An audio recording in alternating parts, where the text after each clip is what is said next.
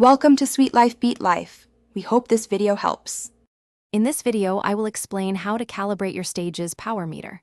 First, make sure your power meter is awake and paired with your cycling computer.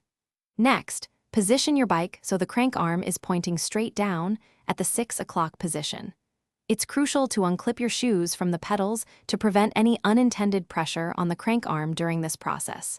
This initial setup ensures an accurate starting point for calibration. Once your bike is correctly positioned, navigate to the sensor details or calibration menu on your head unit.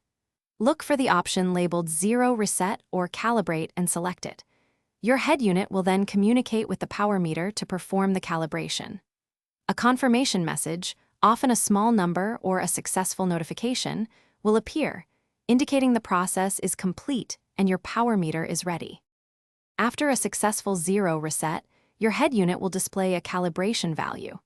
For stage's power meters, this number should ideally fall between -10 and +10. If you see a value significantly outside this range, it might suggest an issue with the power meter or an incorrect setup. For further diagnostics or troubleshooting, the stage's cycling app offers more detailed information and support. To ensure the most accurate power readings, it's best practice to perform a zero reset before every ride.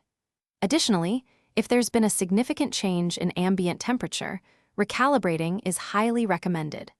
Finally, regularly check for and install any firmware updates through the stage's cycling app.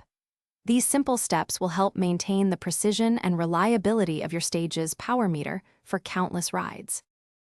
Thanks for watching. Consider subscribing if we helped you.